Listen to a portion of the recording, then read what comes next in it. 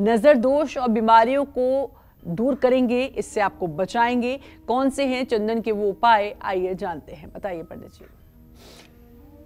तो देखिए, मंगलवार के दिन लाल चंदन, लाल गुलाब का फूल और रोली ये अपने घर ले आइए और इन सब वस्तुओं को लाल कपड़े में बांध करके और थोड़ा थोड़ा तिजोरी में रख लीजिए। इससे महालक्ष्मी की कृपा बनेगी, धन लाभ होगा और आप आर्थिक नुकसान से बच जाएंगे। ये उपाय अगर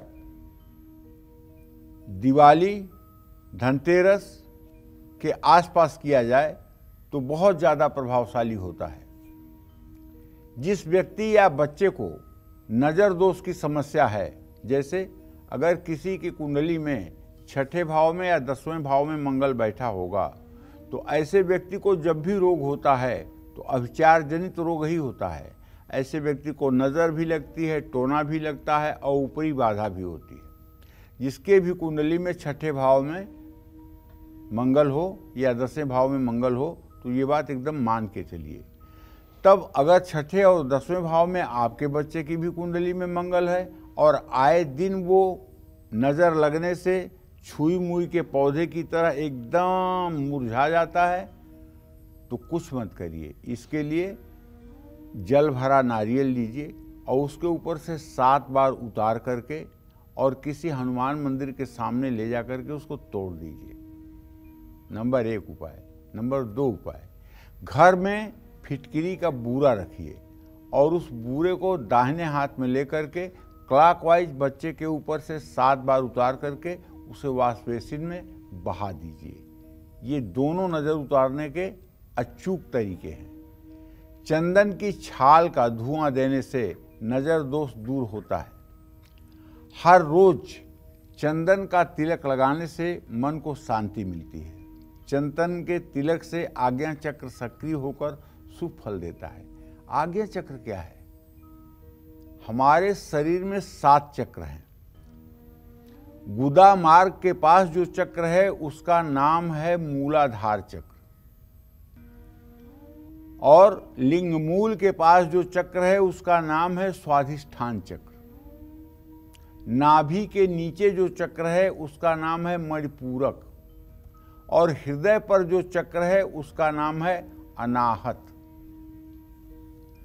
और कंठ पर जो चक्र है इसका नाम है विशुद्धि, और दोनों आंखों के मध्य में भौं पर जो चक्र है इसका नाम है आज्ञा चक्र। और जहां बचपन में धड़कता है ये सर, बचपन में यहाँ हड्डी नहीं होती बच्चे के, धड़ धड़ धड़ धड़कता रहता है और कुछ समय के बाद ये फिर हड्डियों से फुलफिल हो जाता है। तो यहाँ सहस्रार चक्र है और ये सहस्रार चक्र जो है सबसे ऊपर का 7वां चक्र है।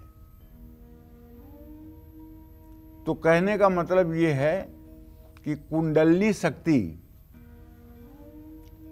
ऊपर भी त्रिवलयाकार रहती है, नीचे भी त्रिवलयाकार रहती है। नीचे मूलाधार चक्र में रहती है, ऊपर सहस्रार में रहती है।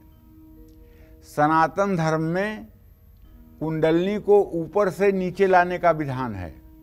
ऊपर से अगर नीचे आएगी, सहस्रार से अगर आज्ञा चक्र में आएगी तो कोई खतरा नहीं है, वो आज्ञा चक्र से फिर तुरंत आ जाएगी विशुद्धि में।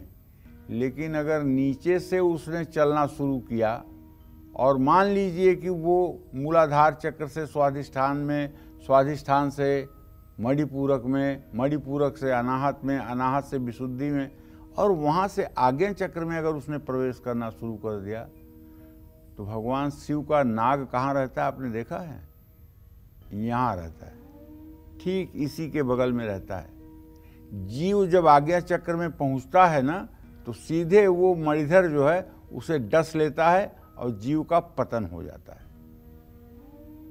चाहे आद्य जगत गुरु शंकराचार्य रहे हों, 32 साल की उम्र में मर गए, स्वामी विवेकानंद कम उम्र में ख़त्म हो गए, बड़े बड़े साधक कम उम्र में ख़त्म हुए, सक्षम गुरु वो होता है जो अपने शिष्य को, साधना करने वाले को विशुद्धि चक्र से उठाकर सीधे सहस्रार में पहुंचा दे, आज्ञा चक्र में जाने की बात ही न आए, या फिर सहस्रार से आज्ञा चक्र होते हुए मूलाधार चक्र में जाए। तो कहने का मतलब यह है कि जब सातों चक्र जागृत हो जाते हैं तो मनुष्य अपने आप में अद्वितीय प्रतिभा का धनी हो जाता है। चंदन के पेड़ को घर की सीमा में लगाने से परिवार के सदस्यों का रोग समाप्त हो जाता है, लेकिन चंदन के वृक्ष के लिए जलवायु भी होनी चाहिए। ऐसा नहीं है कि हर जलवायु में चंदन का पेड़ हो सकता है। अगर ऐसा होता तो पूरे भारत में चंदन के पेड़ की खेती होती, तब केवल चंदन की तस्करी इतने लंबे स्तर पर नहीं होती। तो मेरे कहने का मतलब यह है कि जहाँ का क्लाइमेट, जहाँ का मौसम चंदन के लिए शुभकारी है, वहाँ तो चंदन का वृक्ष लगाना ही चाहिए। चंदन का वृक्ष घर की पश्चिम या दक्षिण दिशा में लगाना ज़्यादा शुभ माना जाता है, लेकिन पहले ये पता कर लेना चाहिए कि किस मौसम में और कहाँ के कैसे वातावरण में चंदन का पेड़ फलीभूत हो सकता है, वहीं चंदन का वृक्ष लगाने का प्रयास करना चाहिए। जय मां विंध्यवासिनी।